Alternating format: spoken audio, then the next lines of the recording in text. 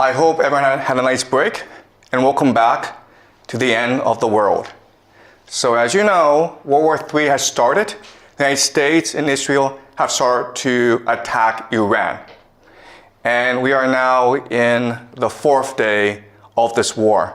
And we can expect this war to last for many weeks, possibly also for many years. But I promise you that after this war is done, the world will never be the same again. So what we will do these next few weeks is use game theory and understand and analyze the geopolitical situation. And so I'm going to teach you the ideas, the theories, the techniques to understand the world around you and make predictions. And we can know if our analysis is correct because all this is happening in real time, and so we can test it against reality. All right, so let's go over some basic facts about what's happened so far. So in the early morning of Saturday in Tehran, the Israelis and Americans launched a decapitation strike against the Ayatollah Khamenei, who is the supreme leader of Iran. Now, there are arguments and disputes about as to what happened.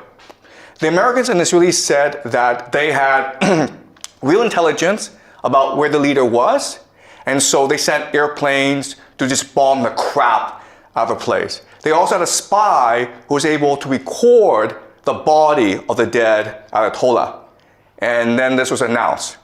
At first, the Iranians denied this, and the Iranians insisted he was still alive. But eventually, state media admitted that he did die in the airstrike. But then what they also said is that the Ayatollah, he's 86 years old, and he chose to die. He could have gone to Moscow, but instead he chose to stay in Tehran and die for his people. But not only that, but he died along many of his relatives.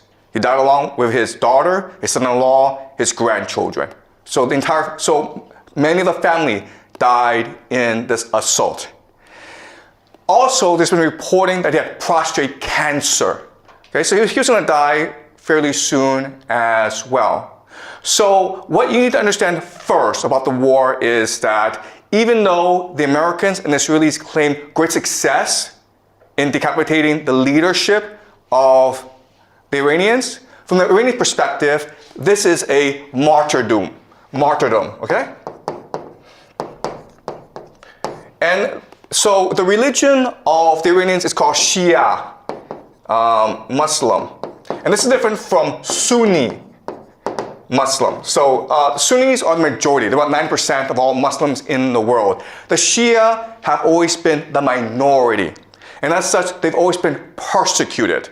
So in the Shia faith, the core value, the force that binds everyone together and gives them purpose and meaning in life, that galvanizes them into action, is the idea of martyrdom, which forces jihad.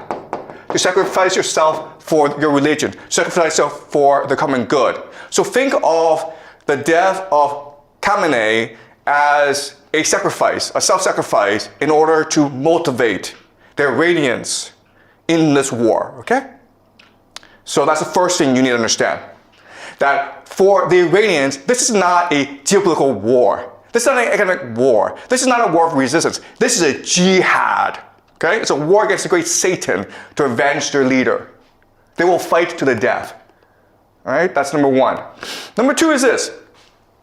Also that morning, when the Ayatollah was killed, the Israelis struck a school in the south of Tehran, killing about 150 school children. These are girls in primary school. And again, there's a lot of debate and argument as to what happened. The Israelis said that, first of all, the school was next to a military base. We were targeting the military base. And second of all, it wasn't us which struck the school. It was a air defense missile that went off course. Okay? And the Iranians insisted no. The Israelis purposefully attacked the school to kill the school children. And then you're like, why would the Israelis do that? But then these few years, Well, we've seen what they've done in Gaza, in Palestine, to the Palestinians. And it's pretty consistent what the Israelis have been doing. All right? So this action against the Israelis, it's meant to show to themselves and the world that we are now all in. Okay? We've made the sacrifice. We are now committed to this war, to winning this war at all costs. And this action has also provoked the Iranian people to resist with their full might, okay? So I want you to keep this in mind. And again, we don't have complete evidence that it's the Israelis who did this, but given past actions from the Israelis, this is fairly consistent with what they've done, okay? So we can assume that this is something the Israelis did. Why they did this, what the purpose is something we will discuss as we move on, okay? It's very complicated. Next, I want to show you this. This is Dubai. And Dubai is considered one of the wealthiest, safest cities in the world. There are thousands, tens of thousands of Westerners who move to Dubai because it's clean, you don't pay any taxes, you make a lot of money, and there are great restaurants. And this is really the economic model of Dubai. It's one of the GCC countries, okay? The Gulf coastal countries. And for the longest time, Dubai had a really good deal because they were under the protection of the American military. So they didn't have to pay for defense. And then they were in the Middle East, which is the oil producing center of the world. And so they focus on aviation, they focus on logistics, they focus on finance, on tourism. They became extremely wealthy, right? I'm not sure if you've taken Emirates, one of the best airlines in the world. So their airport, Dubai Airport, is the busiest in the world. And Dubai, for the longest time, was flourishing under American protection. And Dubai said to the world, listen, we're like Switzerland. We're neutral. We don't want any involvement in any wars. We're here just to take care of our citizens, to make sure everyone has a good time, to make money. And then right after the war started, the Iranians attacked the GCC, okay? Dubai, Abu Dhabi, Bahrain, Qatar, Kuwait, they attacked these places. And these places were like, what's going on? We're neutral, man. We're not involved in this war. And the airport was shut down in Dubai. At one point, the rich people in Dubai were willing to pay about $250,000 US just to get on a plane and get out of there. Okay? So the reality is this. For the longest time, Dubai had a reputation for being safe, and that's why people moved their money there. Guess what, guys? After what the Iranians did, it's dead. Dubai as a city, in the long term, it is dead. Because you're a wealthy Westerner, you're not going to move to a place where it could be attacked anytime by the Iranians. You might move to Singapore, you might move to Hong Kong, Japan, South America, but you're not moving to Dubai, okay? So the big question for us is, why did the Iranians do this? It was the Israelis and the Americans who attacked you. Why go after the GCC? All right? And not only that, but they're escalating the attacks against the GCC. So this is something that we will look at very closely today. Well, the short answer is because these places, even though they pretend to be neutral, they house the American military. They allow the Israelis and the Americans to use their airspace to attack Iran from. All right? So this is Bahrain. Now, Bahrain is interesting, okay? Because I want you guys to remember this. But Bahrain will probably be one of the major centers of this conflict. Because, first of all, this is the American Fifth Fleet. All right? This is their naval base in the Middle East. And as you can see, the Iranians are attacking it with missiles. And it's being blown up.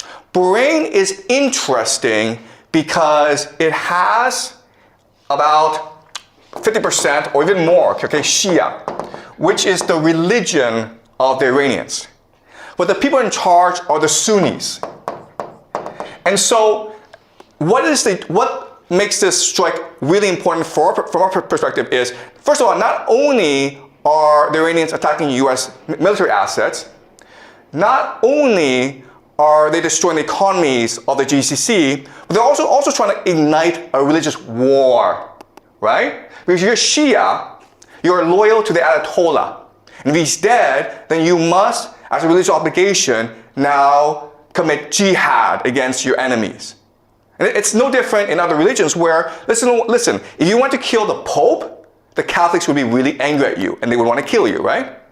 So now you have the Shia who will probably eventually arise, creating a revolution in Bahrain, okay? So I think Bahrain will be the first to fall. Dubai will probably go bankrupt, okay? But in the long term, we can expect the entire GCC area, including Saudi Arabia, to eventually collapse, okay? And so this is something we'll use game theory to understand. All right, let's continue.